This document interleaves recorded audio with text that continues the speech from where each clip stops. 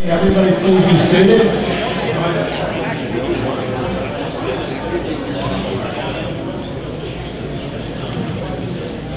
Thank you very much. Okay, the joint meeting is being reconvened. Okay, we're on item number 6, and this is a presentation from firms regarding the amenity real estate transaction legal services and retention of counsel. I'll turn this over to District Manager. Yes, Mr. Chairman, you had previously directed me to solicit letters of interest from qualified law firms to deal with the real estate transaction services associated with the amenity transaction. And I reached out to 4 firms. One of the primary things I was looking at, obviously, was that they were familiar with community development districts, but they also had real estate transaction experience and capabilities. That was the initial, but then the second one was to ensure that there were no conflicts of interest, that they did not represent AV Homes or Taylor Morrison currently in any engagements. And one of the 4 did have a conflict. They were working with AV Homes and negotiating an agreement with Osceola County, so they were not able to provide a letter of interest. We did receive letters of interest from Jan Carpenter with Latham, Shipreed, and Bodine. She's with us today.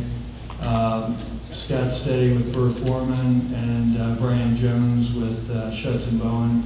And at the last meeting, you eliminated, you narrowed it down to 2. You eliminated Scott Steady with Burr Foreman and asked that I request that Latham, Schiffer, and Schutz and Bowen be present to make a brief presentation and to be available to ask questions from the board. So I touched base with both Jan and I see, I think Brian's back there. My site is not very good. I touched base with both of them yesterday. They both agreed that while the other was presenting, they would step out of the room. So that there's no issue with that. And typically we go alphabetically, I think. So if the board's okay with that, we could ask Jan Carpenter with Latham Sugar to come forward. And if Brian would step out, and then when Brian speaks, if Jan could step out. But Jan, if you want to, the board, it's okay. If you want to step to the podium. I think the board would just like a brief explanation of your experience and background. And then if the board has... Can I ask that? Thank you. The rear doors will be closed.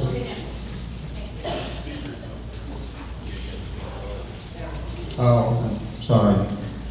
That's actually fine with us. In working with CDDs and public officials, we're very used to everything being in the public, so nothing we say is going to really impact, I believe, what Schutz would say. Just for introduction, I'm Jan Albanese Carpenter. I've been practicing in Florida for too long, like almost 30 years, which is a little scary to say. I don't feel that old, but I am. I went to Ivy League school undergrad. I worked for a number of years in the financial world, and then I went back to law school for real estate development. I moved to Florida after law school and began doing real estate and environmental law. After a number of years and going to the 11th Circuit, I decided I could never stand a litigation case again, and that's when I geared my practice to public finance. I do primarily what Hopping does, and Mike Eckert's firm represents CDDs and governments. I represent a state agency for affordable housing, a number of CDDs, mostly Central Florida, Osceola County, Polk, or Orlando area, a few extraneous ones around the state, and then also represent a housing finance authority, represent IBAs, a number of governments. So I understand what you all are facing with bond validations. We've handled numerous bond validations. We've handled assessment hearings, contested ones. We've handled all kinds of foreclosures and problems that have come up along the way, particularly since the 2007 through 10 era when we were cleaning up deals. And I worked with Hopping quite a few times when we were either on opposite sides or the same sides in a number of transactions. So I understand what you all are going through. For this transaction, I think my firm is placed in a very good position because we understand the CDD, we understand the assessments and the issues you are going through in making the decision, and the board has to learn from making this decision. But once you get the decision made, then comes the traditional real estate, which has that CDD edge that you need to understand to be able to close a transaction of this magnitude. With our normal CDDs, as Mike will say, we normally close with our developers all the land acquisitions through the bond process, so we've done that a number of times. With this transaction, there's a lot of particulars because it's such a big transaction. You've got inventory accounts, you've got receivables, you have inventories, just a huge number of things, which our firm is very well placed. My real estate partner, Peter Latham, has represented Universal Studios in their development arm for probably longer than I've been practicing. And so then we have a good young partner coming up in our real estate department who has got a lot of expertise in the restaurant industry. So between those two with their expertise in closing, and you can imagine some of the size of closings and the complexity of closing and financing those transactions, we can handle those.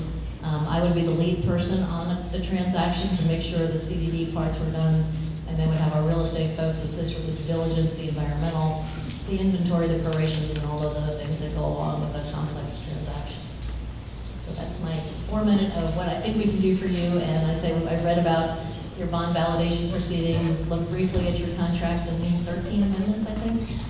So yes, it's complex, there's a lot to it, but a lot of it is just traditional real estate, going through your checklist, making sure it all gets done, and making sure the board understands what's happening and what there's business issues to come back to you all to talk about if they come up. So with that, do you have any questions for me? I'm happy to answer them. Yes, Bill Land. As lead attorney, do we expect to see you then at our meetings? When it comes to meetings when requested by your counsel or George, basically based on the agenda, if it was something that we thought we should be at because this would be an issue, we would be here. So it Or would. would you be here or one of the other? Yeah, who's going to really represent us at the meetings? Would it be you, would it be the same person each time? It would be myself and Andrew Dudesky. I have one associate, and the two of us attend all meetings. Anything that was of great substance, I would come out because I usually handle meetings where we have bond issues, assessments. So I would expect I would come unless there was a conflict that I couldn't avoid. Yes, we're in our window, so we're not far away. Tim, I have a question. Have you or your firm ever negotiated a deal such as this where CDD was purchasing amenities and brought that to closure? Not of this extent. We have, in every CDD, we purchase amenities from a developer as they build them and construct them. We've had a couple, we're actually looking at a golf course acquisition now, a golf course and restaurant that we're in the process of negotiating with a developer. It has not gotten to a point of a contract yet, we're in early stages. We had another golf course restaurant that we negotiated and the board decided to turn it down as we couldn't reach terms that were acceptable. So that's not particularly uncommon in Florida for CDDs No. to purchase amenities? Okay, thank you. No. I have a couple of questions. Sure. CDD she's referring to is like Let's get closer here. I was just going to ask that if you had any experience with Lake Ashton CDD. Yes, we represented Lake Ashton for a long time, east and west, yes. And have you been involved in any CDDs where the residents of the community have been divided on any particular issues?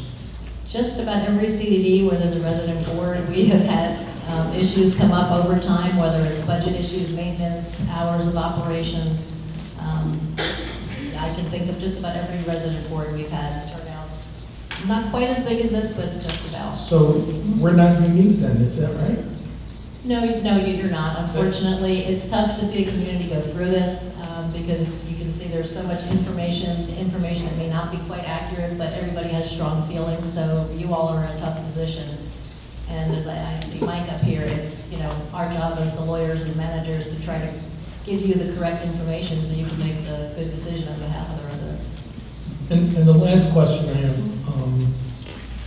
have how large of transactions have you handled with respect to the amenity purchases and all that? Anywhere near what ours is? Probably not in the CDD world. On our private development side, yes, we have. We closed a deal just last week that was larger than that. So our firm routinely handles financing and acquisitions for, large, as I said, we do a lot of work with Universal and a lot of other large entities. One of my partners is a bankruptcy attorney for Chapter 11, so through his work, we end up with some huge closings after the bankruptcies come through as well. Okay. And one last question, do you think we're paying too much? No. Yes, that sounded like that was a yes to you. Yes, in that, yeah, I feel like I'm in a scene of a Shakespeare play with the killing the lawyers, but yeah. I was kidding. Just trying to get a little lighter. Jan, can I, Yes. just one question. Do you currently represent Taylor Morrison? No, we don't. Have you? No. Have you represented Taylor Morrison in the past? No, we haven't. Okay. I have a question. When does the clock start? When's the billing start? When does the clock start, and when do we start paying you? How do we Yes. pay you? I understand your concern because it looked like from the contract that the CDDs were paying the expenses of the closing for your own attorney. So needless to say, you're concerned about that. I would say that we would somewhat oversee and bill very lightly, as I say, just reading minutes or attending a meeting until you actually have the decision made and the bond validation going forward. So I would say you'd look at a couple $1,000s maybe until the bond validations and all are done. But we would try to limit whatever we do to a minimum, just to make sure we're understanding what's happening and understand the process and ready to jump in when we need to. Availability of you and your people with regard to questions we might have. Unfortunately, I do give out my cell phone number, as does my associate Andrew, so we can answer questions, nights, weekends, whenever. We've been very lucky in that none of our clients have used that and call us with good questions. And we often will try to set a time that works for you to call so we can, if it's, a detailed question. But we're happy to answer questions anytime from the board. I have a question, if I could, Jan. Could you please compare, we've talked about size, we've talked about CDDs, and you've handled deals size-wise similar, but outside of the CDD world. I just want to go down a different road. Could you compare, in your experience, the complexity of this deal to others, whether they be regular commercial transactions or CDD transactions? Where would you put this one that we're looking for representation in? I think this is a very detail-oriented because there's so many types of assets. You've got the restaurant, you've got buildings, you've got inventory. It's very detailed, but I don't think it's really that complex. The complexity usually comes in with the financing arm, when you've got multiple lenders, mezzanine lenders, that sort of thing that have different requirements. In your case, with the bond financing, we're sort of so familiar with how that works and the conditions and what you need, that part really is Mike and your regular counsel will handle that through your normal process. So this is really a very straightforward real estate transaction, just getting all those pieces lined up and getting everything done as it should. Thank you. Are there any other questions for Jan? I have a question. Could you give me the background of Mr. Dadeski? I'm not sure if I pronounced Yes, that right. he's my public finance associate. He went to FIU in Florida. He got a master's degree from UNC in public administration. And he worked for a number of years in North Carolina, actually as a manager, similar to George. Then he went to Florida for law school. So he's got a great business background, which has made him invaluable in learning the CDD area. He'd be handling the CDD, and then I would say Mike Candiotti would be my real estate choice, and I've spoken with him, and he worked for a title company before he joined us. So he has a lot of experience in the nitty-gritty. We also have 3 paralegals in our department that can help with due diligence, keeping fees down, due diligence, initial title review, that sort of thing. Yeah, because in your quals, I think you said that he had 3 years of experience. Is that correct? Yes. Okay, any other questions? Okay, no? Okay, well, appreciate that very much. All right, thank you very much. I'll step out. Thanks. Thank you.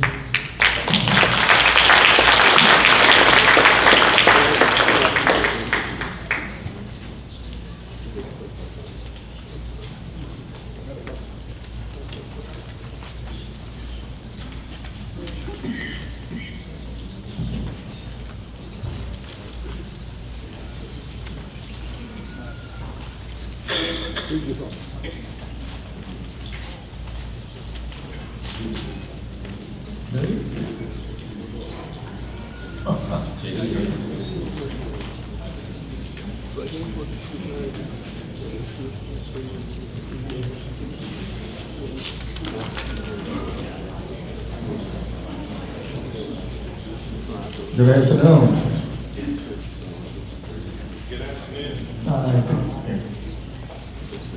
Good afternoon. Yeah. Thank you for You have to hold that up a little closer. Thank you for inviting me.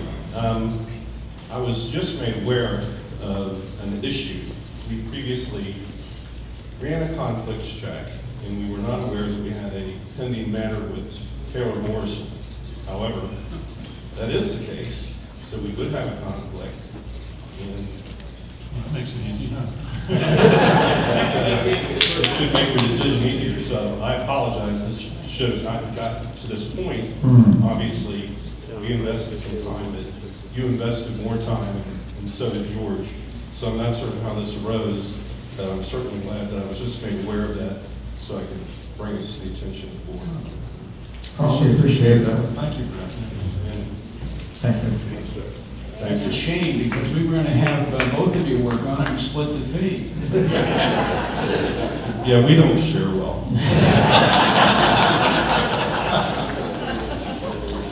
Okay, well, okay. Did you enjoy the whole meeting, or were you here the whole meeting?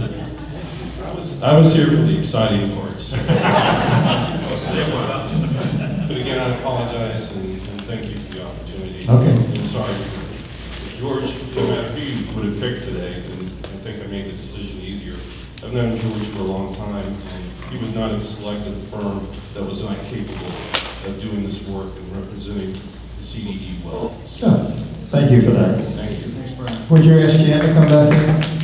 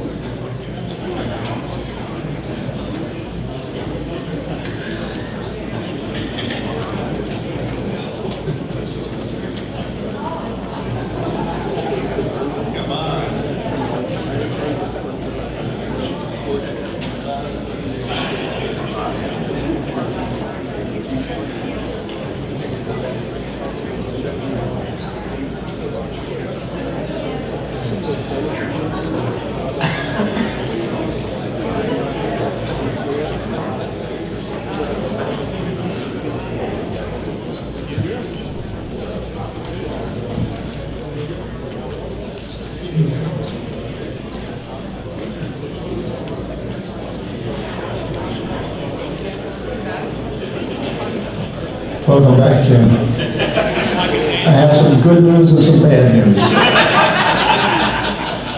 Which do you want first? I'm not sure what the right answer is at this point. I'm sorry? I'm not sure what the right answer is at this point. That was very lawyer-like. Yeah, well, the other firm, the Schutz firm, just informed us that they have a conflict with Taylor Morrison. So you apparently will go through the formal voting, but I think you are going to be our new counsel for the amenity transaction. Well, thank you. I'll let you go through, and I appreciate the opportunity to do this, and hope you get there quickly. Thank you. Do we have a motion? We need a motion. Yeah, Dave Lane, I'll make the motion. Skip Stelbach, second. So I have a vote for approval of Jan's law firm, which I forgot all the names, but Albanese Carpenter. okay. Jan Albanese Carpenter. Okay. Represent the Poinciana CDD and the transaction. Yes? All in favor?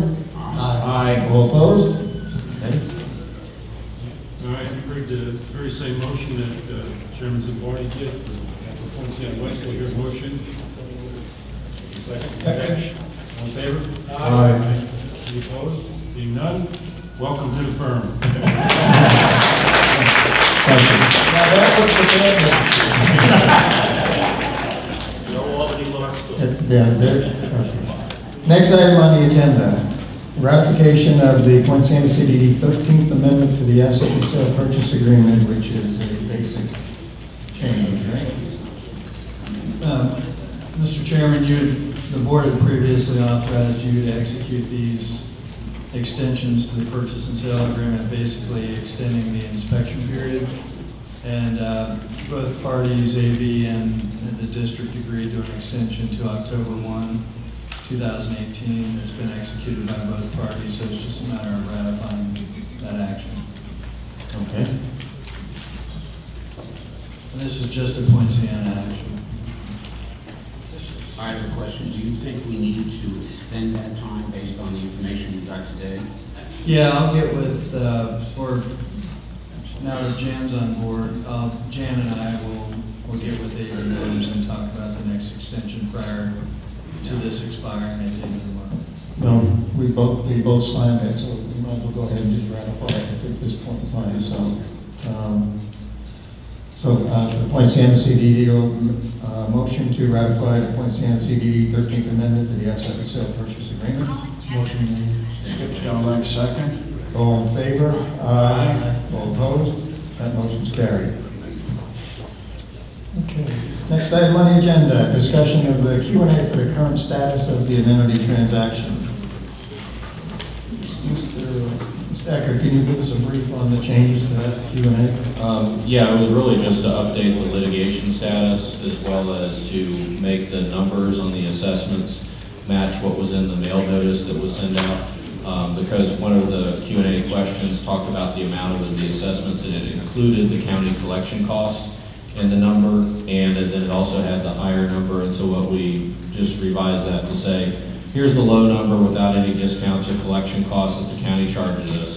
And then here's the high number that you would see if we went on the tax bill. So we made that change. And then there were a couple of changes just in terms of there were examples of when the assessments would kick in, and they were outdated examples because time has passed. And so we referenced New Year's there. But other than that, it's in a red line form. You can see the precise changes were made, but that's the general nature of the changes that were made. And what we would do with this document is, if the board approves it, we would replace the one that's on the website currently with this one, which will remain up to date, we hope, at least for the next several months. I have one comment, if I could, on this, and that the AVPR folks might be interested in over there. And it's in here, the use of the term Solivita Grande. And I thought we had this fixed back in October of 2016, but it is appearing again. And while it has nothing to do with the Q&As, it's the terminology is in the Q&As, which will then be on the site. I would respectfully request that AV and Taylor Morrison consider a different name than Solivita Grande, because by its very nature, it implies or makes a comparison between the development across the street and the one here, and says one is grande or grand and the other one is inferior, and could have a negative impact on property values here in Solivita. So it's just a request that they consider. And that's a significant issue. Consider it done. Yeah. Thank you. So, and then what we'll do is when we do the Q&A, we'll consider it. Is it okay with the board if we call it either Solivita North or the land north of The last Solivita? one I heard was Solivita North. They'll come up with something. I don't think we need to affiliate Solivita. Okay, so we will say the developable land north of, okay.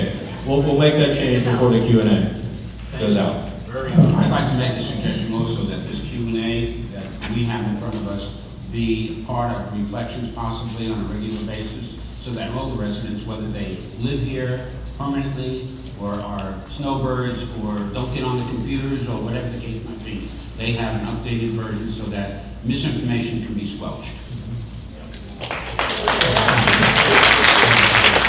I also have some suggestion.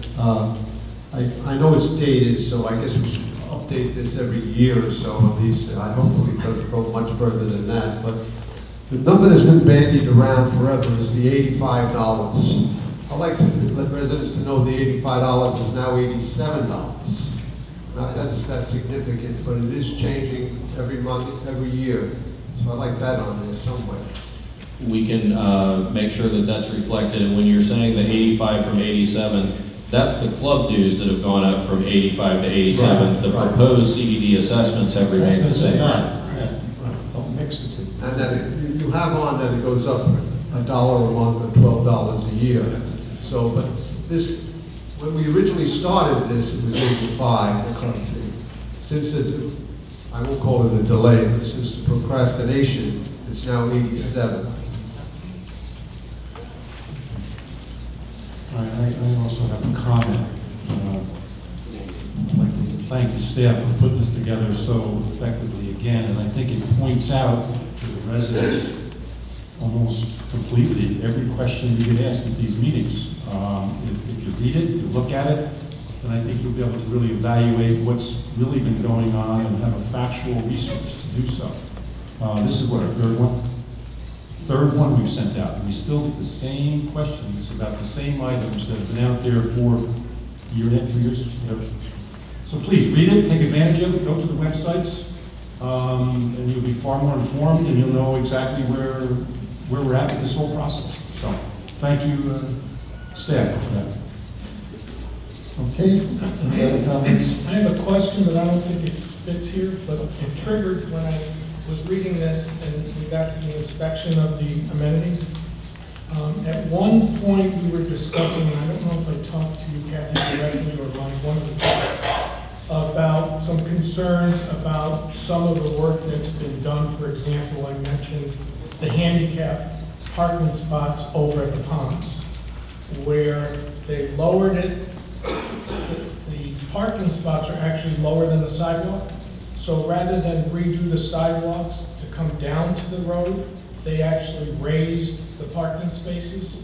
So there's maybe that much asphalt there.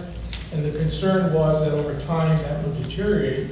And we had talked about the possibility of looking into a warranty where AV Homes would give us some kind of, for lack of a better term, 5-year warranty on the work that they've been doing, so that if any of it becomes substandard or sub whatever, we would then be able to claim with them the replacement costs on I remember talking about that generally. Right. There's a lot of things that have been, maintained in the community since we did our initial inspection. Before we proceed, we would actually have to do a re-inspection of a lot of these facilities. I've been made aware of other improvements that have been going on, just kind of O&M related, but again, we haven't gone through the entire community at this point. Okay. Perhaps it would be important to explain to the audience about the inspections and what we're doing and how we would take over the amenities once all of their inspections are done and we are agreed that everything is working in first order. Yeah, we can, so kind of at a high level, we did inspections of all the facilities that we talked about acquisition of, as well as an ADA compliance study many months ago. I want to say it's over a year ago at this point. There were some deficiencies found and some improvements done, but at that point we really didn't do any re-inspection because of the matter was taking a while. So there will need to be another period to take a look at the facilities from an interior, exterior standpoint, and just kind of pick it up where we left off. No, definitely has to be done again, yeah, without a doubt. Is there any other comments on the Q&A? Yeah, I do. I went through as I was reading it and came up with a lot of the deductions that were mentioned in here. I came up with about $20 million of deductions from the actual purchase price that are known at this point in time. There are a lot that are not known until they actually happen.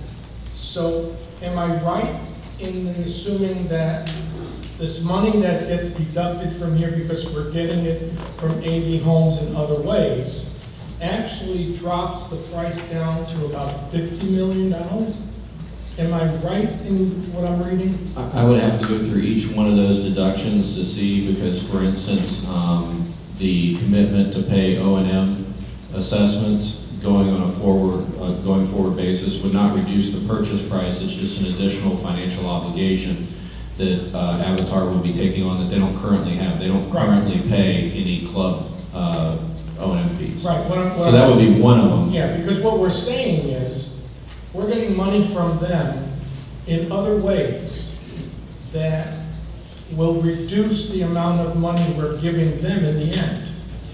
I think if you just focus on the purchase price, which is one paragraph of the entire long 22 version document, you're missing the picture of the entire transaction. There's a lot of financial concessions that the boards were able to get from AV Homes in terms of closing costs, in terms of getting the sales and administration building for no cost whatsoever, and things along that. Those are just two examples. So I think it's fair to say what we're trying to highlight in the Q&A is there's a whole lot more moving parts to this transaction than just one item. Okay, thank you. Any other comments? Mike, were you able to jot down those recommended changes? I did. Okay. And I'd be, at this point, asking the board to approve the updated Q&A, subject to us eliminating and changing the reference to Solivita Graham. I'd ask George. George has been instructed, doesn't need to be part of the motion, to add it to reflections if that's possible. And then also make the change that the current club fees for a standard house have gone from $85 to $87 as of September 5th, 2018. Okay, good. So with that in mind, I have a motion to approve the Q&A with those changes. So moved. Second. All in favor?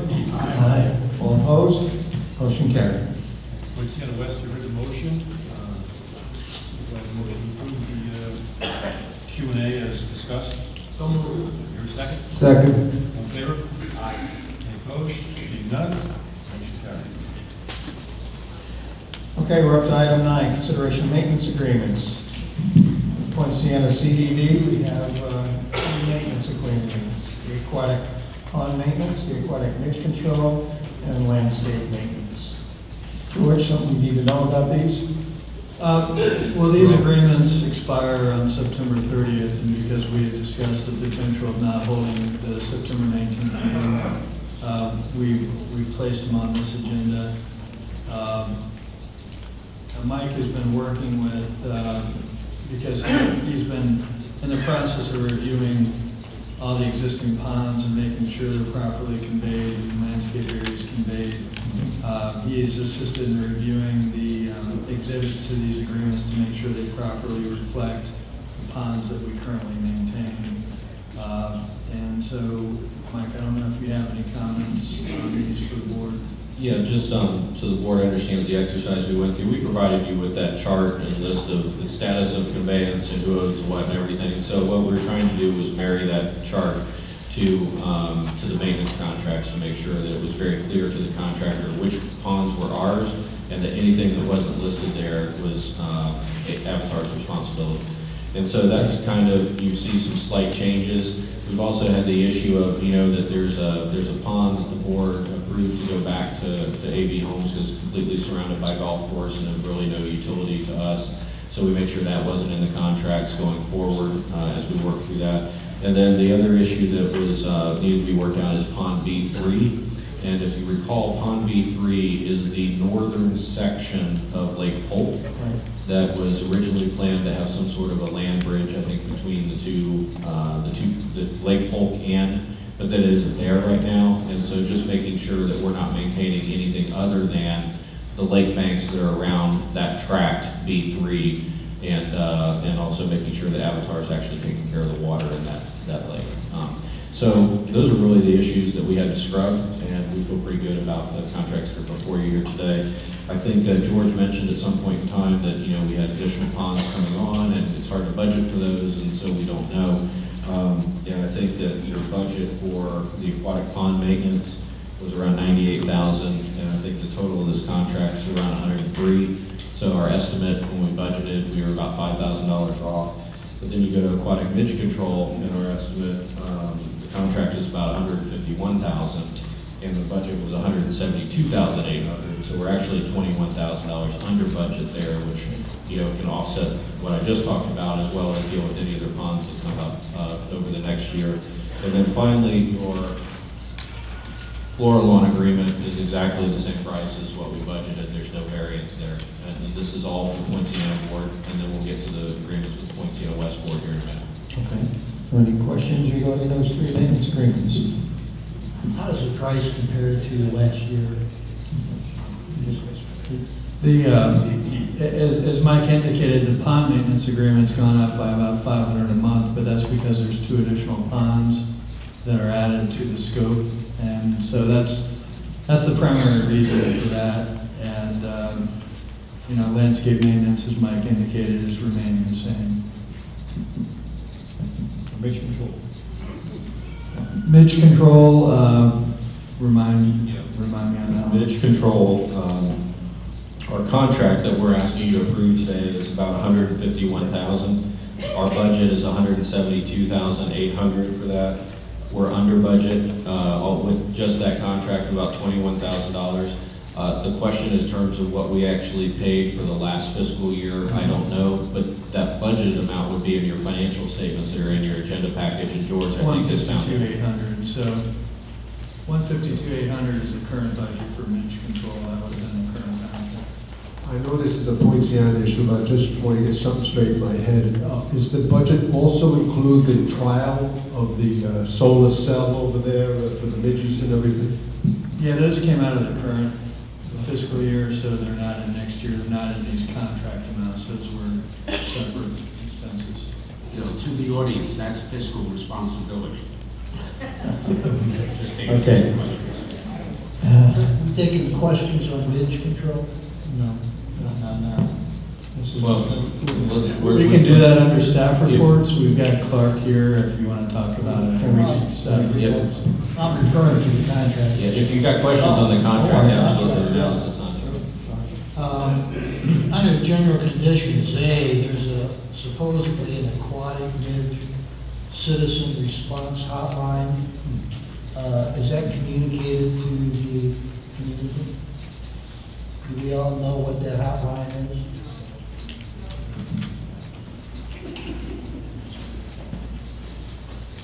I used to know.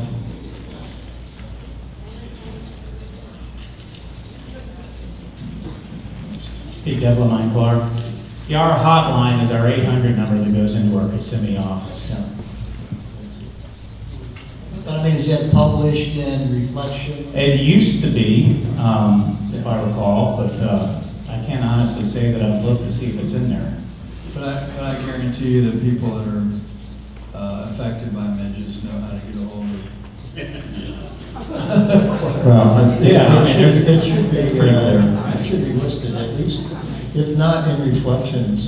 We can put it on the website. Can we try to get it in Reflections and the phone number listed? They have to list the phone numbers for everybody. I'll ask. I mean, we don't have control over I know. Reflections, but we can ask. It'll go in Reflections and we'll email blast it. Yeah, but will it go on an inside front cover? We'll put it inside front cover. Where everything else, yeah. Okay, that'd be great. Thanks. Thanks. All right.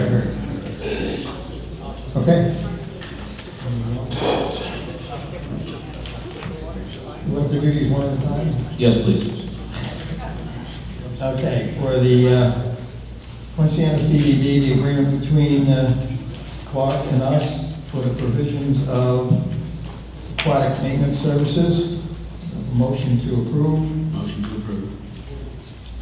Bob Zimbardi, second. All in favor? Aye. All opposed? Motion carried. For the aquatic midge control services for the Poinciana CDD between Clark and the Poinciana CDD, have a motion to approve. Motion to approve. Second. All in favor? Aye. All opposed? Motion carried. For the landscape maintenance contract with Lawn and the CDD, Poinciana CDD, motion to approve. I'll make that motion. So moved. Second? Second. All in favor? Aye. All opposed? Motion carried. Item B for the Item B, Quincy and West CDD. Mike, want to make those similar comments about those two contracts, please? Yeah, you have only two contracts because your floor alarm contract was a 2-year contract. Because you have less area to maintain, your contracts are generally lower, and you can do more multi-year contracts under the bid limits that we have under Florida law. So you have two contracts. One is the aquatic pond maintenance contract with Clark Environmental. That contract is for a 3-year term. It's $57,000 per year. Your budget for that was $32,430, and that's $24,570 over what you budgeted for it. But if you recall, when we were going through the budgeting process, that was before we dealt with the hydrilla and with our old contractor that the board had terminated and brought Clark in. This includes the treatment of that hydrilla and addressing that issue in a fairly aggressive way. So that's why you have the variance there. And then your aquatic midge control contract is $21,999 per year. Your budget is $32,000, so you're actually under budget by $10,000 on that contract. But again, midge control is something that we have to look throughout the year. Do you add an additional pond here or there? But we just have to keep that in mind. And then the final thing I would say is that you now own all the ponds within Point Siena West that you're going to own, with the exception of Pond 19A and 19B, which are in the northernmost part of the Point Siena West CDD. And we do anticipate that we will be taking those ponds, ownership of those ponds, over the next 12 months. And we'll be talking to Avatar in terms of the maintenance costs for those to get us through to our next budget cycle. So with that said, I'll be happy to answer any questions. And if the board recalls, at the last meeting, you did talk about the pond maintenance and the new contract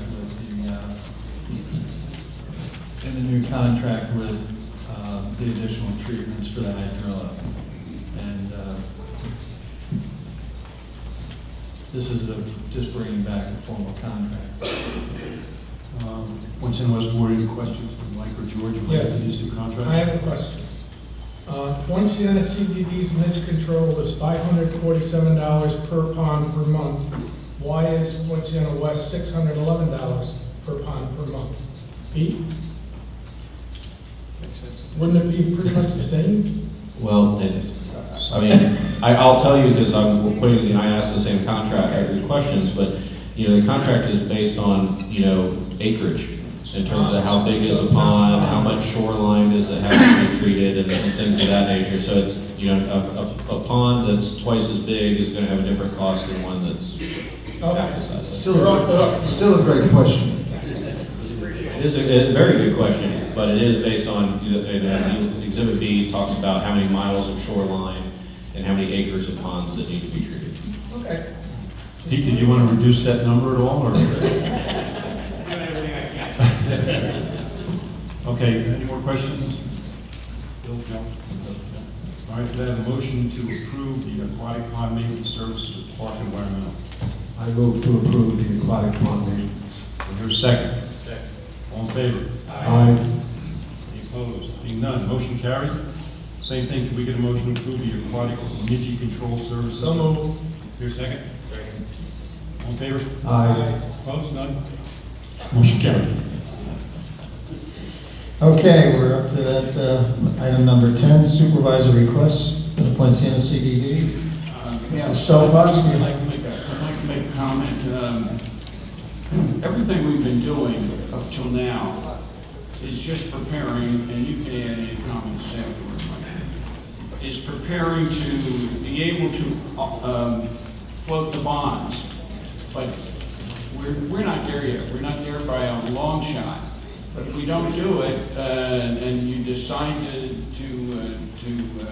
follow through on this, you're behind the 8 ball. So everything we've been doing up to now is to get us ready to be able to float the bonds. So we're not anywhere near close to that. Okay, Bill, any comments? Yes.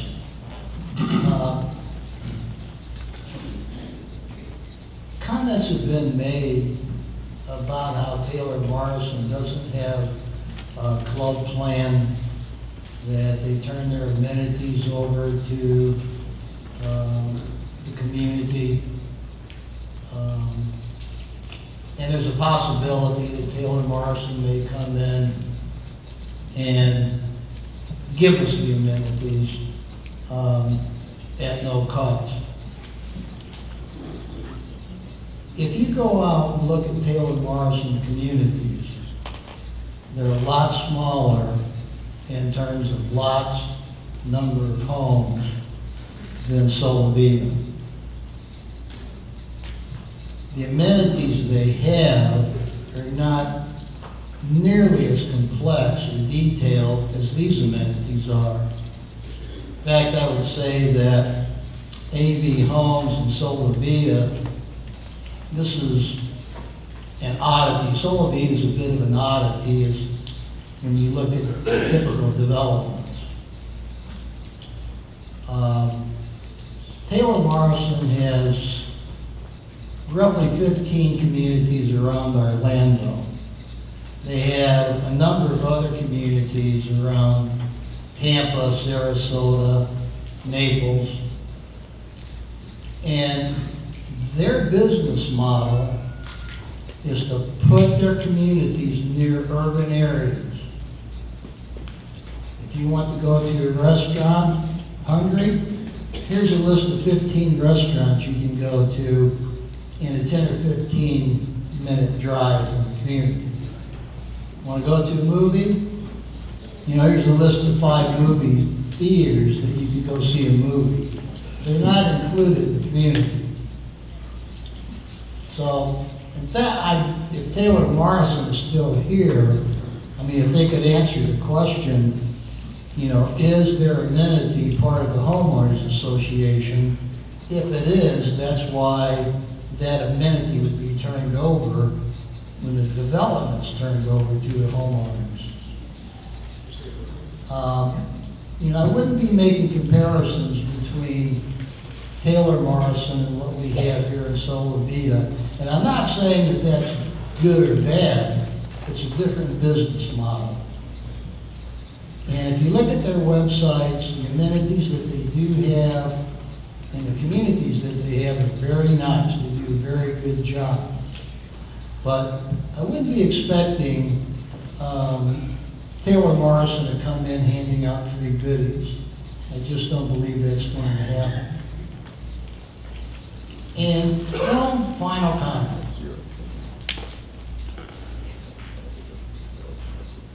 This purchase sale agreement that we have may not be the best agreement. It may not even make the top 10 list for a variety of reasons.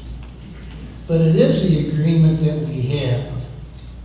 It's an agreement that gives us $11 million, roughly, to facilitate addition of new amenities. And it may be much better than an alternative. If you paint AV Homes and Taylor Morrison into a corner, the reaction might be to go outside. And I know people say, well, no outside buyer, would buy these amenities. And I would agree that under the current PSA, that may be true. But that doesn't mean that a different agreement could be made to attract someone in here, and that is not in the best interest of the community. We need control of the amenities. We need control of the programming. We need control of the fees. So even though this may not be the best agreement we could come up with, it is the agreement that we have, and it may be better than the alternative. You can shake your head all day, but you need to consider that and think about it. Okay, I've got a few comments, although I'm not prepared really to put it all down on paper. First of all, I know you all live next door, or at least most of you do. I take it personally when you call me someone who is in collusion with AV, who is in their pocket. I think that's very disrespectful of this entire board, all 10 of us. Now, you know, we all work here for you. We live here. We're not going to do anything to screw you up. We're here to make things better. You bought in here, you didn't buy a house. You bought a lifestyle, okay? You would all agree to that. I mean, I could have bought a house anywhere, all right? I bought this house because I liked what I saw. I saw all the friendliness of the neighbors, the clubs, the amenities, the way this place was run. And I think, you know, bad-mouthing AV is a wrong thing to do. They've done a lot of good for this community, and I think you all should consider that. So, as Aretha Franklin would say, little respect, please.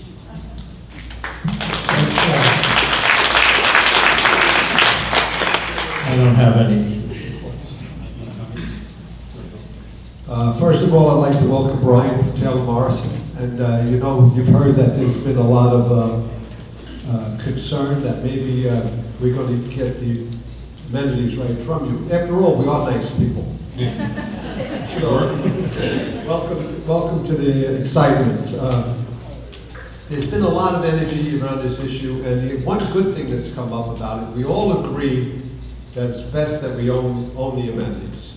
As Diane Giorio says, wouldn't it just be better 50 million less? And Chairman Case said, yes, definitely. It's like being against motherhood and apple pie. Who wouldn't want it cheaper? I submit to you that the question isn't who would want it cheaper. It's the deal or no deal, as Bill Laird just said. It's this deal or preferably no deal. Now, if we don't get the deal, okay, our dues goes up $12 a year, and we'd have no control over the amenities, and we get no additional amenities. It wouldn't be the end of the world, but it would be much better if we had everything. The excitement that came out of this, though, is I think we have 2 slates of candidates now, and it's great that we have some really talented individuals on both sides of the fence here. So this is good. There's discussion. We need respect, as David said. That's one of the issues. The other thing, I hope we've put to rest both Brenda Taylor and Michael Luddy's concerns about additional legal costs. It is not giving us any more liability. It's fixed. Our fee cannot go up. That's the reason we want to go forward with the bond validation. I am so frustrated with this legal system. When they go and I say, Michael, do we have a date? No, it's under advisement and all this other stuff. So we have to be ready to pull the trigger when and if it's done. The sale is not imminent, but let's get the bond validation done so that if it ever does come to fruition, it goes forward. And I'd love for somebody, if AB Homes said, how much would it cost for these legal suits to go away? That would be great. I would love to get it from us. So I'm done. Thank you.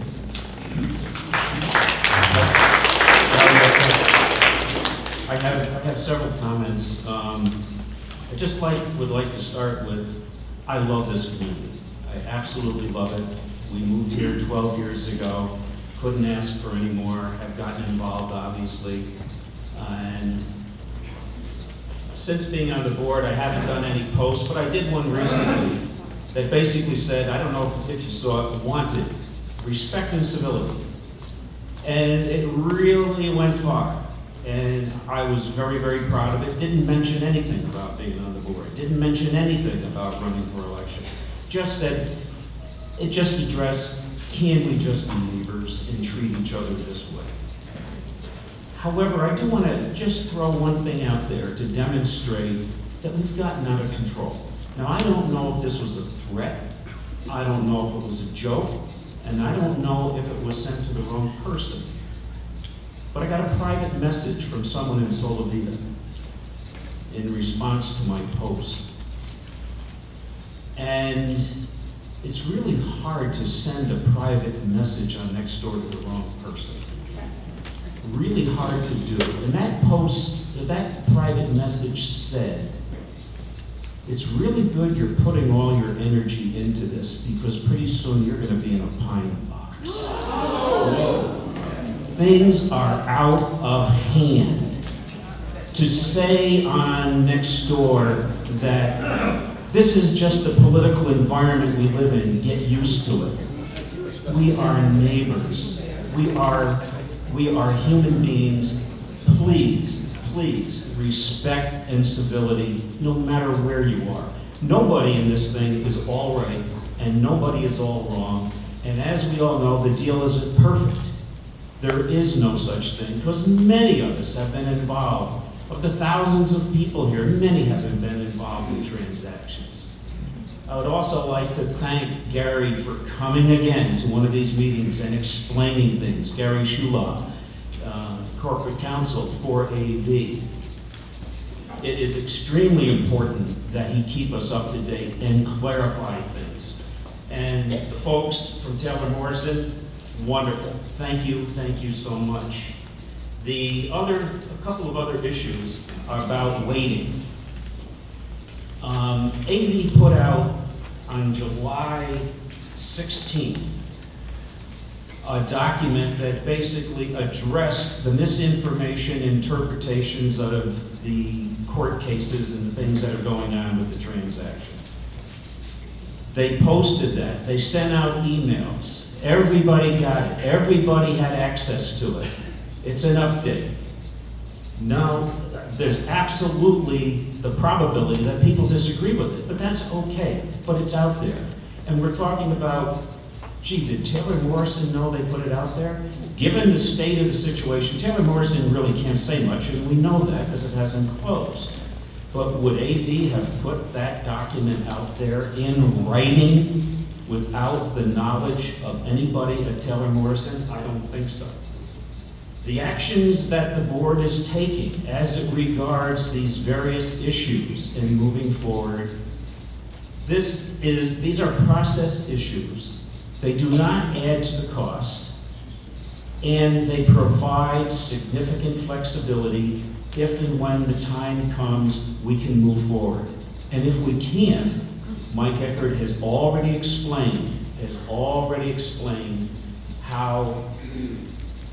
who is responsible for the cost if the deal falls apart.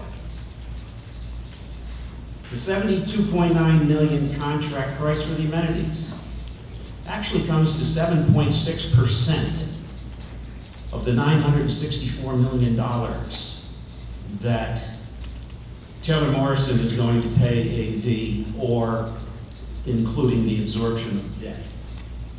7.6%. And some think they're going to give us the amenities for free. It's not going to happen. Will they sweeten the deal to be kind to us? We don't know. But hopefully, that would be something really cool if they did. Another thing is the misinformation. Again, the funding agreement that's been dealt with. Another one is the reference to the price is totally based on 30 years of profit. If you take, we currently pay, rounding it off, 65, 75, 85, and the number of homes that build them will be 5596 under the current documentation. If you take that number of homes and you take the monthly payment, just use $75 because it's in the middle, it's close to the average. That comes to $151 million over 30 years. Is the price too much for some people? Yes, it is. But the price of $72.9 million is not 30 years of profit that AV currently is entitled to under the club agreement. And I would like everyone to be careful when we spread information and put it out in writing like it's gospel. And we all can do research, but be very careful. There's many doctoral dissertations that were not accepted because of poor research. Research does not necessarily mean what you came up with is absolutely fact. So please be careful. And that's part of respecting our neighbors by giving them good information. And please, again, please be civil. And I thank you all for coming to today's meeting.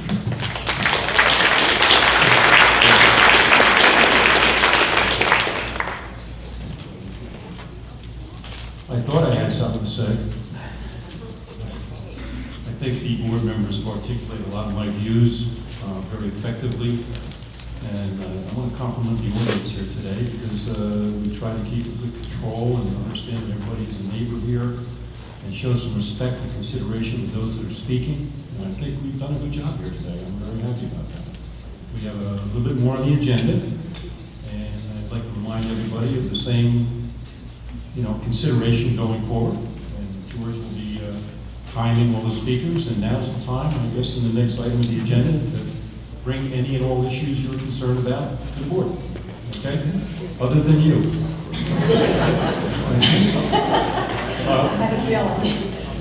Okay, once Yeah, again, we're on item 11 now, general audience comments, so please name and address. Diane Zurio, 549 Tapatio Lane.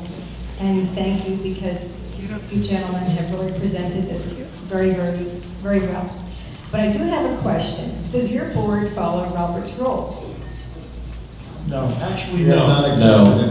No, we specifically do not. We made that choice in our rules of procedures that we're not going to be bound by Robert's rules. We tried very much to be more casual in our meetings, where it used to be 30, 40 people. Now, but I still would prefer to be casual if we can. But you still follow the agenda? Oh, yes, we'll follow the agenda. Okay, well, I was here on August 15th. During the agenda, If I could, members of the board, I want to make sure that we understand that the agenda is your roadmap for the meeting, but at the discretion of the chairman, you can have new items added, you can have side discussions that you didn't anticipate, so this is not a rigid process, and we specifically designed it not to be a rigid process for the board. And you'll notice even today, Diane, we added an item to the agenda because we thought it would be beneficial to the community by having Taylor Morrison talk about some of their issues. Thank you, and that answers my question. Last month, when we had supervisors' requests, whatever happened, what happened. Then it was the general audience comments, and nobody decided to speak. So instead of going to the adjournment, Skip decided to have a horrible, horrible tirade. Wait a second. His tirade, as I feel, is completely out of order. I've never seen so much contempt coming from an official person to his contemporary who is trusted to represent our community. Why didn't the attorney or the chairman call him out? Why was this allowed to go on? My second question is, and you just answered it, you do not go by Robert's rules. So when people came up to defend Lita and call Skip out, we were told we were out of order. So I'm kind of thinking, first you're saying you don't follow Robert's rules, but then when we wanted to speak out of turn because general comments were over with, we were even threatened to have the sheriff called on us. Can you explain that? Mr. Chairman, I think we need to accept all the audience comments. We're going to get to a point where there's staff reports and we can address what we can there, but we need to get through receiving that. All right, I'm asking Skip to publicly, right now, publicly apologize to Lita even though she's not here. I noticed that none of that, your tirade, was in the minutes. And I demand, I'm sorry, I'm not even going to ask you, Skip, I demand that you publicly apologize to Lita for your uncalled tirade. It was horrible, uncalled for, and rude.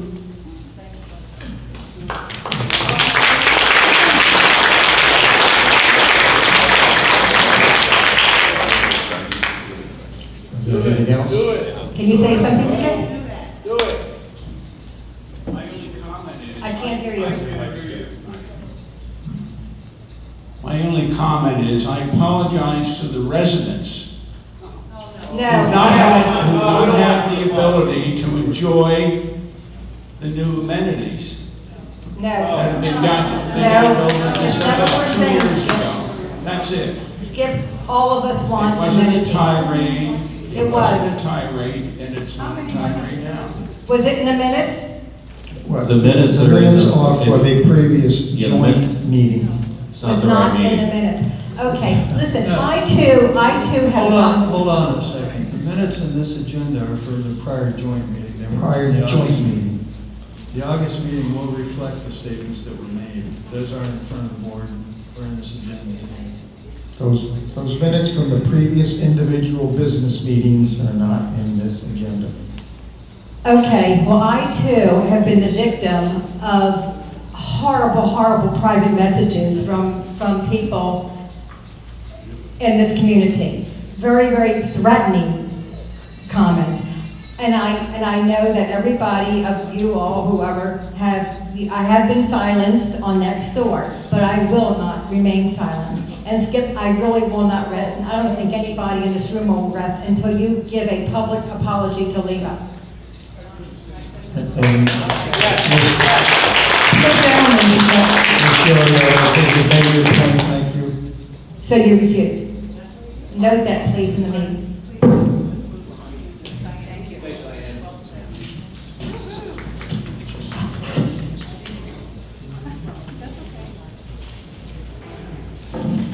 At this point, I don't think I need an introduction. Yes. Can I have your name and address, please? My name is Marva Ford. My husband and I reside at 417 Treviso Drive, Poinciana, or Kissimmee, depending on who you're talking to, 34759.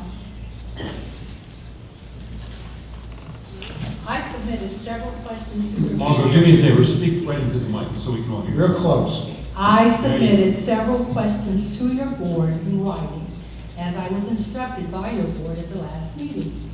My letter was dated August 20th. A few days ago, I received a 2-pound special delivery UPS package from your attorneys, which would require a lot of research. This is what it looks like. Look at it. Yeah, they paid for it. Use the mic, Mark. Therefore, I want to present a few major areas of concern. With so many uncertainties and factors beyond the board's control, such as expenses for maintenance and repair, future interest rates, cost of construction of future assets, and pending legal matters, does the board itself feel that it is prudent to proceed at this time? Want an answer to that? Do you want me to keep going? Because I want to be sure you're answering and not just say it's adjourned. So, yeah, please answer. Yeah, let me just. Does the board itself feel that it is prudent to proceed at this time? As a board member, I do, yeah. Okay, I don't think that's news. I only speak for myself, we have other board members. So every one of you raise your hand if you think we should, any that object to proceeding? This is really not. Yeah, I don't know where this is going, it's not a court case. Okay, everything I get ready to say, I'm silenced, I've been taken off of Nextdoor. Any questions I ask, I'm referred to websites, or with previous board meetings. Wait. We have only been here 8 months. Let me continue, since you won't answer that question. I asked the question in this 2-pound package. Does any of these individuals have real or potential conflicts of interest? The answer you gave me on that, all conflict of interest issues are a matter of public record and have been discussed in open board meetings. We have only been here 8 months. You are encouraged to review the minutes from past board meetings, many of which can be found on the district website, identified below. Well, I've been kicked off the Nextdoor. I don't know where your websites are. We've only been here 8 months. Are you aware of where the website is? The letter, No, I'm not. I the don't letter think stated I'll where the do website is and what the website address is, and the Okay. specific pages with the documents that were provided. In the future, could we please not go to a website? Either do your 2-pound Yeah. mail Well, or get I'm it just into going to the suggest inspection. you run out of time, so try to get to your point. Yeah, sure will. Okay. Who, if any of you individuals who are negotiating or advising on this matter, are fiduciaries with regard to the homeowner? Remember that. Will the new attorney serve as fiduciaries, and if so, on whose behalf? We have only lived here 8 months. My Nextdoor account meeting was completely shut down, including the Solivita group conversation. I won't go in that other part. I had a lady sitting next to us at the last meeting, and she kept saying, "You guys don't know the whole story." No, we don't. But the half that we heard, it's not going to happen. Thank you.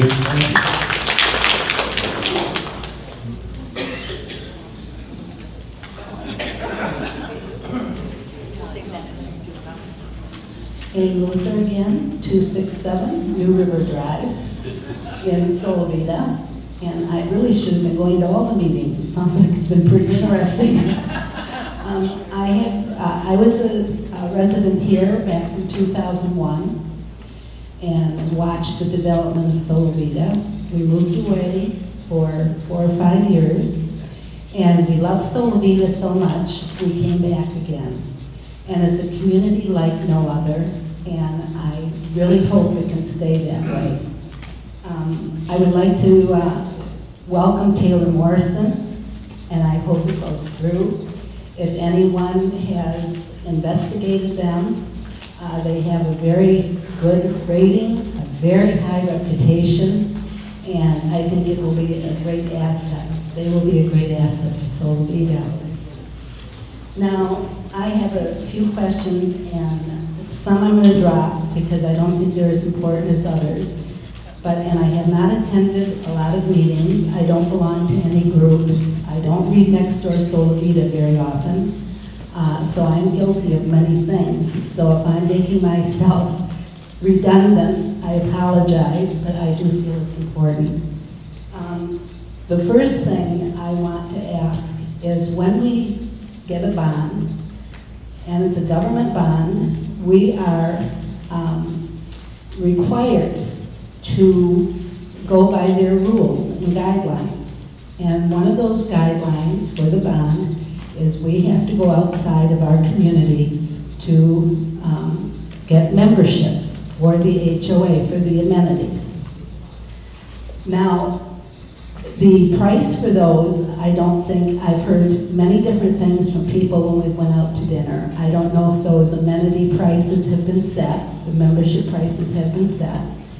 But knowing the way things have went from other governmental agencies I've been involved with, if we set the memberships too high, the people could file a complaint, and we would be required to charge them the same amount that we, is my understanding, and always has been, that we are paying.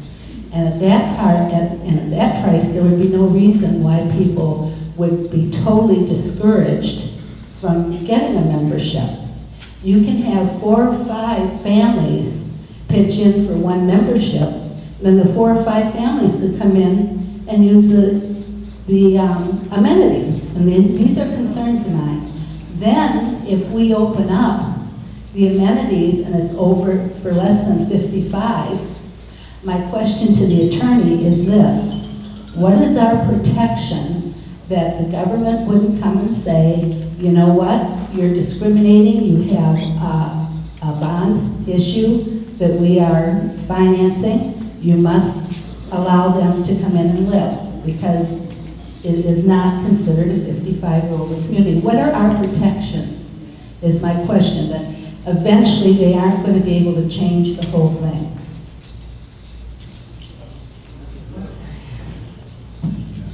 Right, can we get a clarification there? I'm on question number 6, in terms of the ones I'm writing down, trying to prepare to address under my report.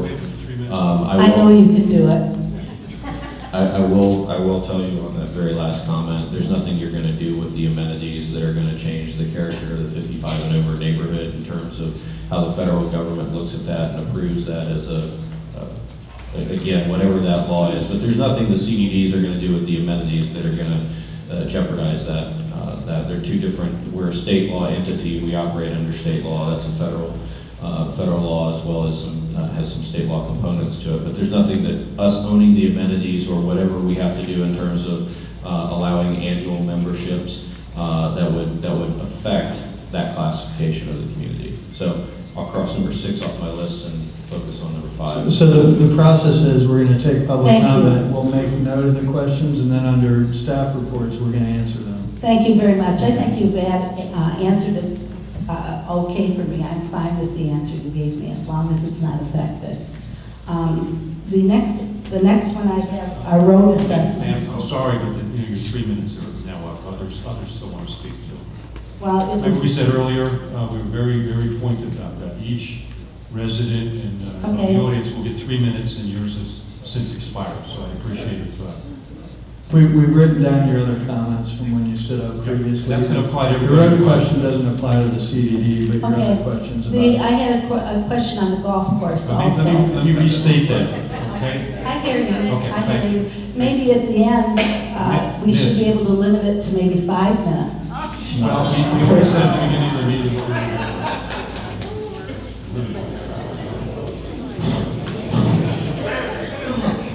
Good afternoon, Robinson Morales, 113 on North Lane, Florida, Vienna. Since our last meeting, Bill Land took out some time on Sunday morning to see the situation we live in, under the conditions we live in the Florida, Vienna section. He wrote a report, he wrote his findings, and he shared it with us, and he also shared it with Mr. Tyler Hills. Mr. Tyler Hills said that he was sent out to Massey to come and see and evaluate. That happened about a week and a half ago, or thereabouts. Since they came out, we have no clue what's going to go forth from here on regarding our midges and mosquitoes. Could somebody answer that? And I have a follow-up question. I wrote a letter or an email to Bob, and I asked him that one of the two solar panels be placed between my home, 113 and 117. He then forwarded or asked George to check with Alan if that was possible. That was 3 weeks ago. Could you answer that question as well? Okay. I'm going to take the questions now, answer them at the appropriate, So there's no answer what Massey said, there's no answer It's what... going to come under staff reports. Your answer. No answer what the response to Under you was. staff reports, which is following, So what does that mean to me? What do you mean by staff report? next item on the agenda is followed down, is item number 13, the staff reports. So I gotta stick around for item 13? Yes. I'll bring my lunch next time, guys.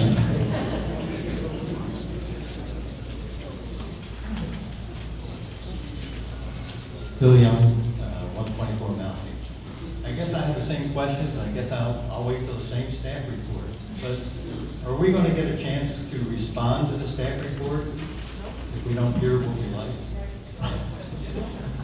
So I guess I better respond now and tell you why I think we're delaying things an awful lot as far as taking care of the midgets. Now, Mr. Lamb was kind enough to come out and look at our problem and put it in an email, and people are doing things as far as coming out, Massey for one, and we hear from Tyler Hill that they're gonna have somebody come out and spray, as well as maybe power wash. So are all these issues, all these things gonna be addressed in our staff report? I can't address what the HOA is going to do. As for what we can do, we've been doing an awful lot to that pond from a CDD perspective. We'll continue to do what we can do, but we can't solve the midge issue. There is no solution to the midge issue. There is attempts at control. Okay, so. And we're doing what we can do. We're probably doing more than any other development has ever done in midge control, and we're trying to do our best for you. A year ago today, or a year ago this month, the issue came up after a year of begging for some help. The budget was approved to take care of the midgets, do something about it. It doesn't take care of them. Okay, that was a It helps. year ago. Let me show you a picture. Bill, you've shown us many pictures, and I appreciate the problem you're going through. But this, I understand that. Yes. There's a fire in the world, we walk through that door. Okay.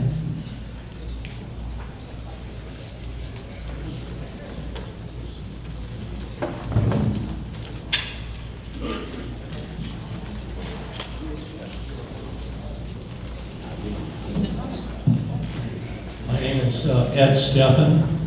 I live at 385 Sorrento Road. This is my first and probably only appearance here. I've been a homeowner for 12 years. I bought my house in a real estate bubble. But around the country and around Florida, houses have recovered. My house hasn't. I figure I'm down 15 to 20% on where I bought my house. I read on Solivita, next door, I guess it is, somebody said his property is down 30%. I believe that the home values in Solivita haven't recovered with the rest of the Florida market for a number of reasons. But I think one of the big reasons is the lawsuits that have been brought on by those opposed to the sale of the amenities. There are probably other reasons. There are many home buyers who won't buy into a lawsuit. I'm one of them. I wouldn't buy my house today because of the lawsuit. Why these lawsuits drag on endlessly, and while interest rates go up, and inflation goes up, and puts a squeeze on the money that's available for the amenities, is a problem for all of us. There are 4,600 homes in Solivita. If we figure the average property has about a $220,000 value, the total value on the homes in Solivita is just over $1 billion. If the negative impact of all these lawsuits and delays is 10% on our property values, that's $100 million that all of us have to put up with right now. If it's 20%, it's double that. We'll never know the full extent of this, but whatever the amount, those are real dollars, not something that might happen over the next 30 years. I see this as a double whammy. We lose our property value because people don't like to buy into a lawsuit and avoid buying in Solivita, and we lose our property, and we lose when our properties aren't worth as much because we don't get the planned amenities that were designed to improve the quality of life in Solivita. When I bought my property, I assumed that Avatar or AB Homes would sell the amenities. That's what developers do. They take their money and move on to the next development. I figured they'd one day sell the golf courses as well. What I worry about is that these delays that are debilitating, costly, and affecting all of us, what if the CDD can't or won't make this purchase? The purchase, I call it the amenities, but it's really the amenities business because it's a business with cash flow and services rendered. The package then might be sold to an unknown third party who would not be motivated by events here in Solivita, but only his economic return, without regard to the residents and the community. How do we get into this mess? I say end the madness, purchase the amenities, and get on with our lives. Thank you.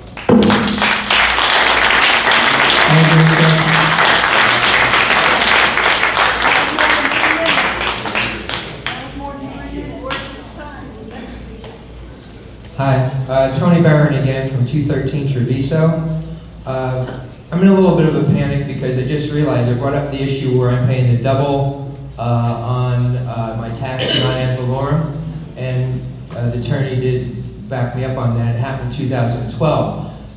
And I think this is pertinent to the methodology thing, you know, because the amount of units are being, lots are being, 122 is being added or subtracted, whatever. But these 711 people, we're basically paying 2 ER units, all right, taxes, because they went from the properties having like a courtyard house on it down to a single family residence. Okay, so I do pay double that non-ad valorem tax than people across the street from me. If the new bonds go through, am I on the hook for 2 ERUs for that too? That's my real concern, where I'm in a panic. Or is my lot, which is lot 206, section 1F, is that just going to be looked at as one lot, or is it going to be looked at as 2 ERUs? I hope I explained it. One. Okay.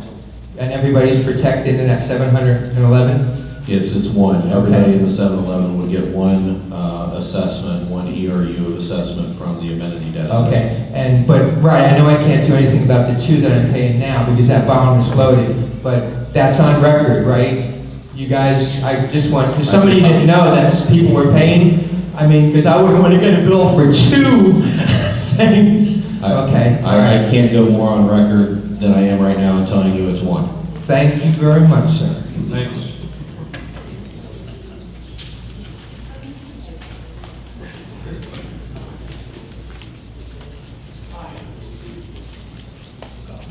Hello, my name is Lawrence Kelly.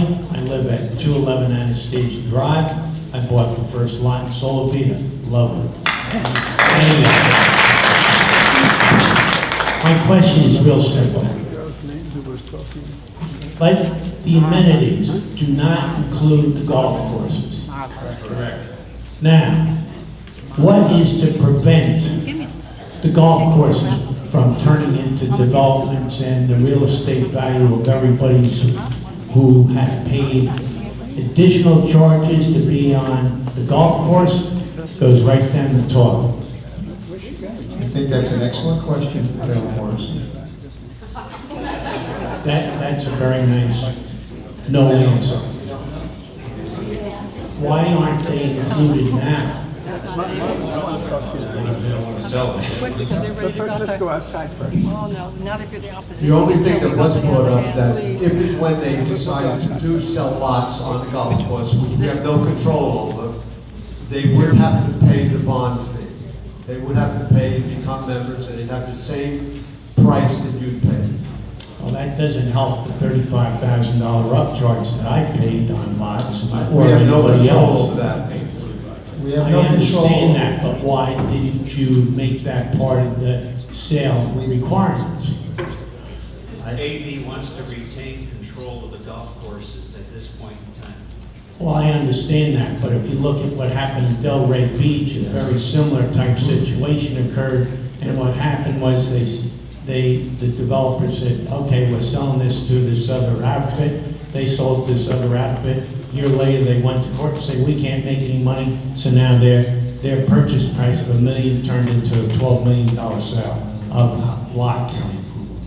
I'll tell you, I really don't want to own an equity-based golf course in our community. Okay.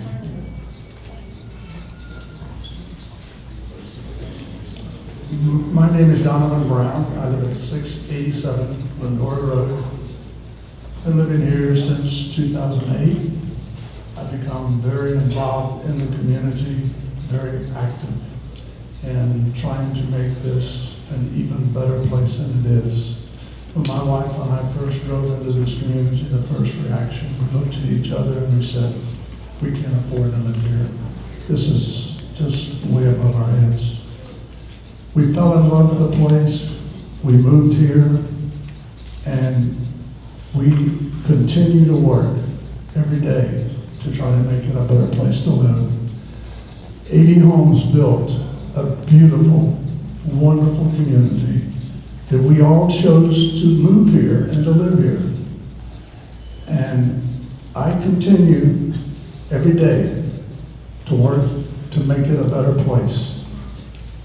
I totally support the actions of this committee and what we're doing and purchasing the amenities from the developer. A couple of years ago, I formed a committee or a club called Solivita United, joined by others, and we have been working relentlessly to try to make sure that we support these activities and that we own and control the amenities. Thank you for your efforts, and good evening.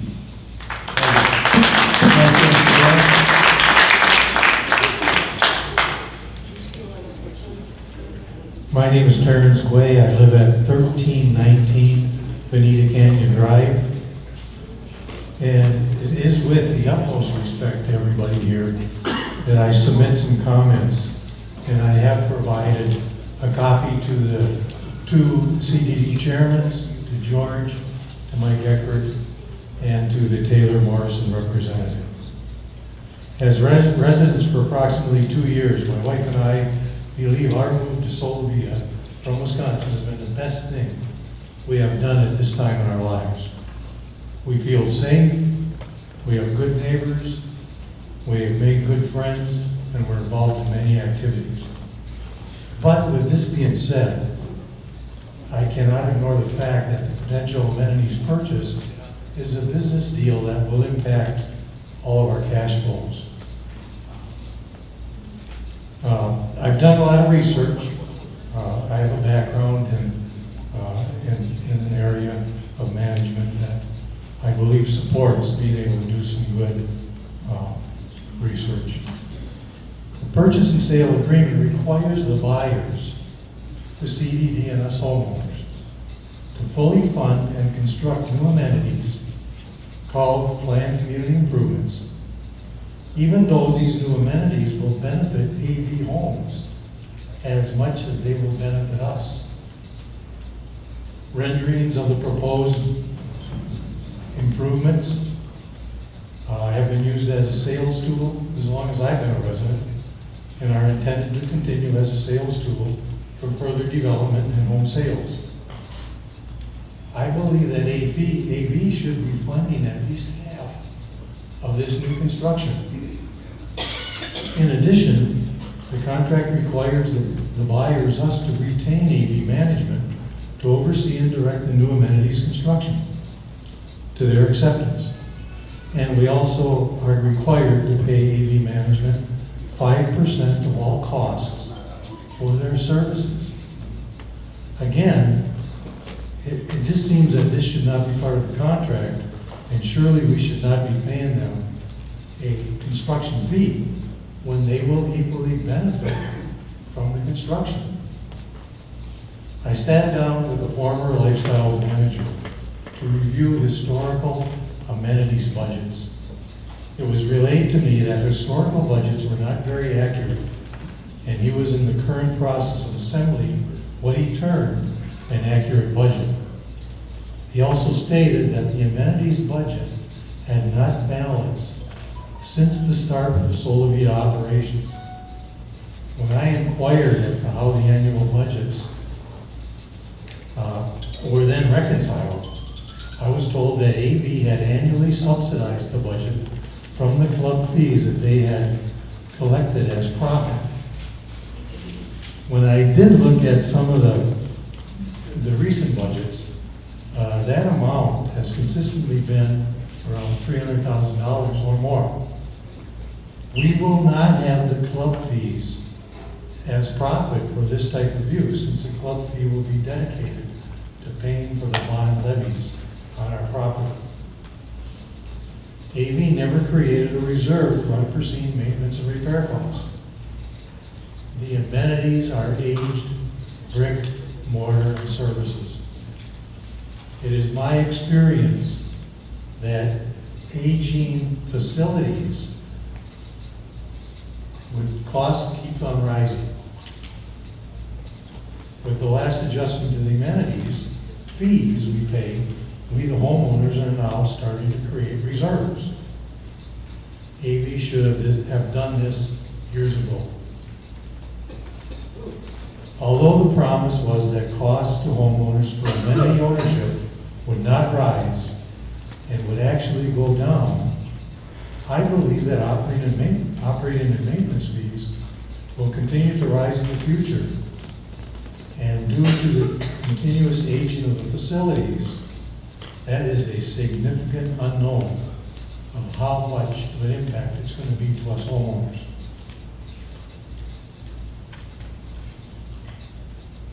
The original signed contract included the specification of the sales price, $73,700,000, and a capped bond funding of $90 million. I questioned the numbers at the time of original signing and was told that it was known that there would be numbers adjustments as interest rates fluctuated. Once interest rates began to fluctuate, AV provided a written document re-emphasizing their position that they would not move on the 73+ million cost that was in the contract. But they also added that with a higher bond cap, the deal could still be done. Subsequently, the contract language was amended to up the bond cap to $102 million, which the current revision states. Again, I believe that the negotiation has been driven by A.B. Homes. And as I said, I fully respect the efforts of this board. I know a lot of the people and respect everybody out here. Thank you very much. Thank you, Chairman.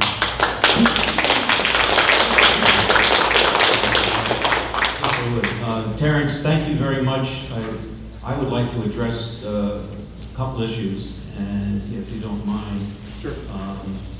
The negotiations, when the negotiations took place, I was not a member of the board, but I've been attending pretty much every single board meeting since this topic came up. And I can assure you, sitting in these seats as opposed to this seat, I asked a lot of the same questions, and extensive negotiations have taken place over time. Mike Eckert and his team have done, and the board members have done extensive negotiation. And there's a lot more of a positive, that has a positive influence on us than people are probably aware of. Because we have this tendency to focus on the negative. And one other thing I would like to be specific about, and it's in the Q&A that were approved today, and will hit the public scene very, very shortly, and that is the issue of the management fee on the construction of the new amenities. I wrote a letter to Roger Craig when I was not on the board, and to Gary Shulaw, who is now gone, probably to catch his airplane to get back to Arizona, and discussed that very issue among others. Mike was working on the same issue at the same time, and within 2 weeks, a AV came to the board meeting and made a change. It is not a 5.5% fee. It is now a personnel rental where the estimated cost is $50 as opposed to $550,000, with $500,000 of that funding now available for the new amenities. So, and that's in the new Q&A, so that you know that. Thank you for that update. And I also tried to do a look the same way Mr. Bento looked at the different numbers and that were in the Q&A. I would recommend, if you folks can clarify that and make some type of definitive list, it would provide a good piece of feedback to the homeowners as to what the actual price is going to be that's being paid. Good suggestion. So I thank you guys very much. As I said, all my comments are submitted with total respect to everybody that's in this room. And just to clarify one statement, the contract says not to exceed $50,000.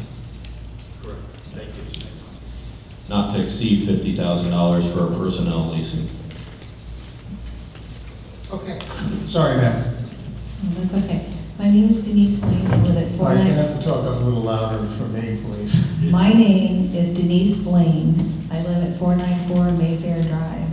I just had a thought as this conversation was going on as to when I sold my house in Miami, and I asked for a lot more than what it was worth. And we had to sign a different contract, negotiated a different price because it didn't appraise for what it was worth, or what I felt it was worth. So we accepted the offer for a little less. I was just hoping that there would be some kind of negotiation involved in this purchase. I'm for the bond issue. I'm just not for the price that you have to pay. And I was just trying to put it into simple terms as I could in my mind, and wanted to know if negotiation is still there. But from what I sounds like it's not. And I just wanted to know if there's any possible way that negotiations can still happen to lower the price and lower the bond issue.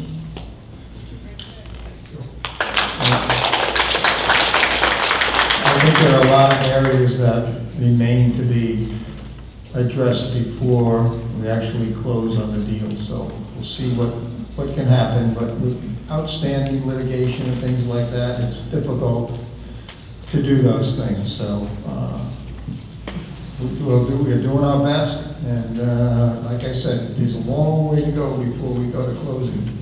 There was some comments made on next door. I might as well get this out. There was a lot of comments made on next door. For example, people are saying, well, all the amenities have been defined and, this is what's going to be built. Well, not true. We went through one iteration of what the amenities should be like. That's one iteration. That's not necessarily what's going to be built. And so there's a lot of other areas that are gray, and we need to solidify them, and we're going to do that. And Taylor Morrison coming on board, we'll see what happens. Just one quick comment. Supervisor Vento earlier stated that there's been about 22 changes to our purchase and sale agreement that has netted out several $1 billion of changes. So it's an ongoing process, and it's been pretty successful, and we're pretty pleased so far with the concessions we've got, but there may be more to come. We're not done. That's very good to know. I'm Joe Ewing, 812 San Rafael, and I'm totally in support of this amenity purchase and the work you all have done.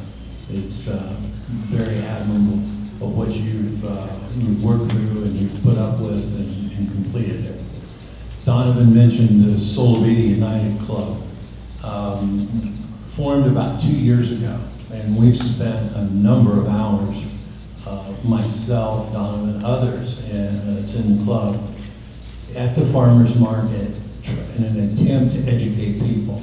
And just say if you have questions, we've sat through the meetings, we'll do our best, try to answer your questions. But we also had a petition to say, do you support the purchase or not? And let me tell you, we have over 1,600 signatures of people supporting it. So you're not alone. Hang in there and keep pursuing this. Thank you much.